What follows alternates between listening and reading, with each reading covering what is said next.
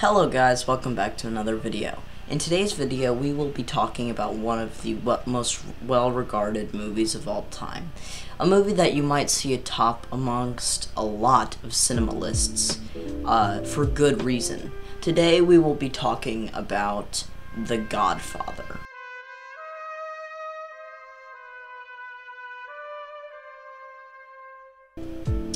The Godfather follows the family of the Corleones, a family that lives on Long Island and are the Italian mafia. The Corleone family is comprised of Don Corleone, the big father dude, this random woman Corleone, I didn't actually learn her name, Sonny Corleone, Michael Corleone, and Fredo Corleone. Alright, so now that you're introduced to the characters, let's also introduce ourselves to the main plot of this story. The main plot of this story is pretty actually hard to follow. So, in this movie, just when one storyline wraps up, another begins. So, when Don Corleone gets shot, Michael's hero's arc begins, right? The opposing family who sells drugs are called the Branzini family, and these are the main family antagonists throughout the most of the movie. You see a lot of them, but this movie, I think, is very well done in its cinematography and everything about it. I think some of the writing is actually very, very on point. The movie begins with the now famous line, I believe in America. And that kinda influences the whole story. Now, there is some very good music in this film, but I don't think you see it enough. The Godfather theme that was composed is absolutely brilliant, and you don't hear it throughout the majority of the movie. You only hear the main Godfather theme when Michael has gone to Italy on banishment, and I think that's really sad because the Godfather theme is so good. But I do think that every act of this movie is so good. Every part about it just is so well done. The movie ends on this great scene of the Corleone family getting baptized, while Michael's agents go out to kill every opposing family in this story, and that is brilliant. I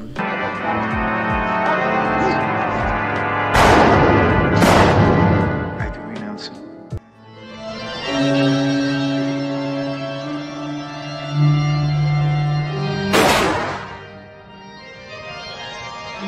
And all his works?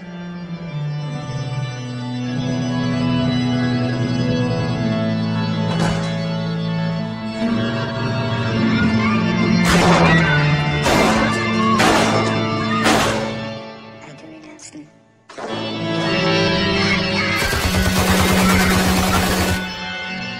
And all his palms? I do renounce him.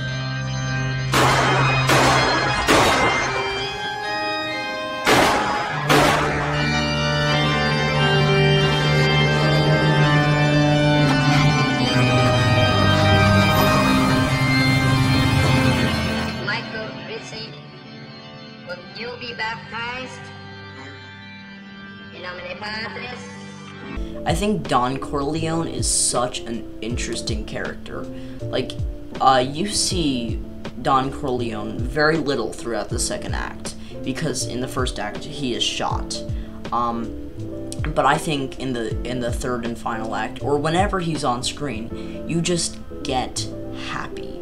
There are some wonderful lines that are still stuck in everybody's head, like, Look how they massacred my boy. or Then you come into my house on the day my daughter's to be married and you ask me for the murder. and these have just become remnants of the amazing movie that The Godfather is.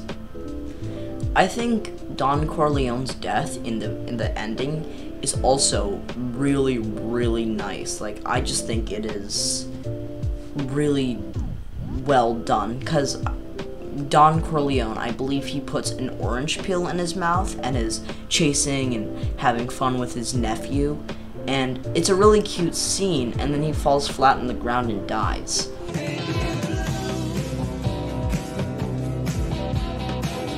Like, it keeps the watcher thinking, and I think that's very good. That's a good analogy for this whole movie. It keeps the watcher thinking. You're always thinking, what's next? Tell me, what's next? And then I also cried while watching this movie. And it's not in the scene that you think. The scene that you're probably thinking is something that I mentioned earlier, Don Corleone's death, or the baptization of the children. But what I cried at was when Sonny died, because Sonny, all he really wanted was to care for his family, and when his sister is getting, like, it's a brutal scene with her husband, like, holy shit, like, she is just getting, this is not good at all, and Sonny in an earlier scene was just like, you ever touch my sister again, I'm going to end you. And he's like driving angrily to get to his sister, right? And then once he gets to the toll station, he realizes it's a trap, and he gets shot, like, shot. I was watching this with my grandmother, and my grandmother was just like, I don't think he should be watching this movie.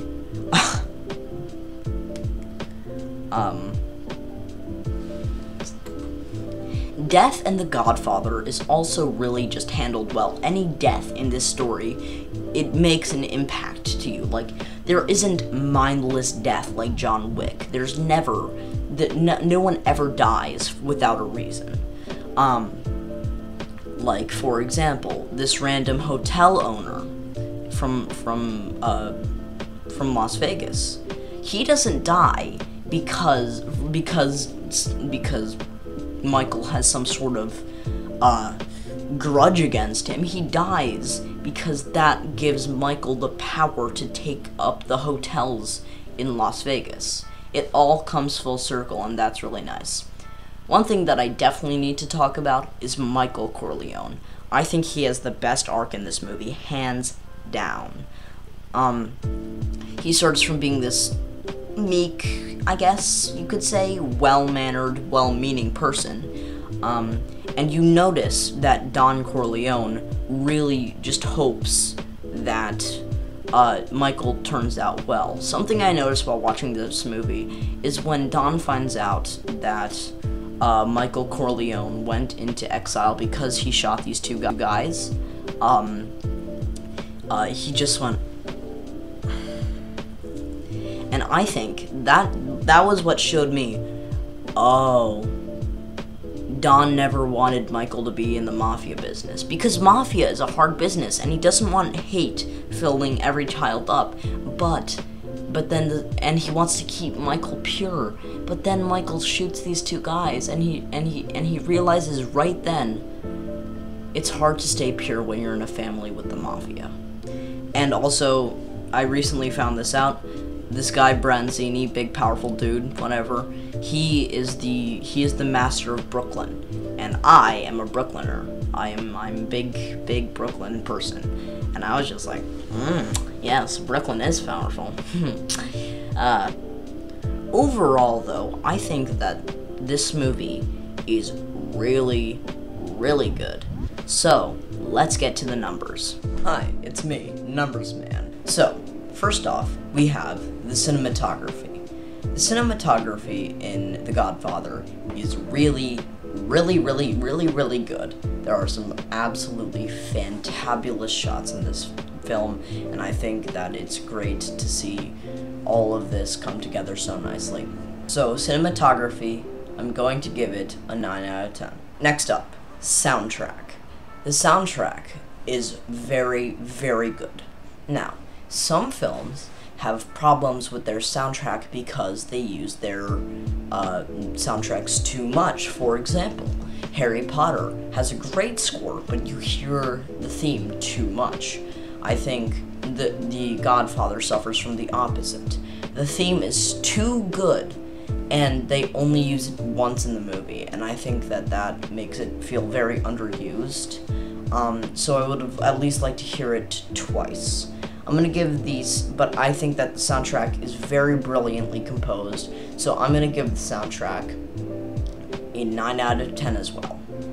Thirdly, we have the acting. The acting is really, the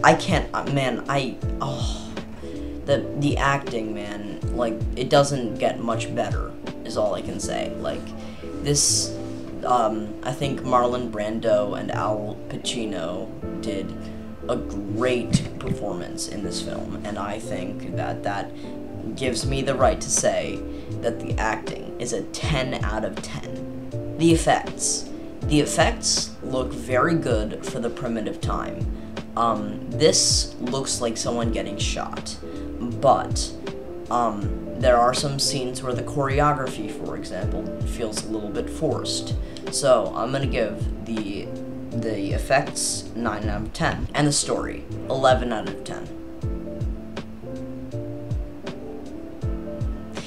Alright, so 10 out of 10 is my cap, so I'm gonna give the story a 10 out of 10.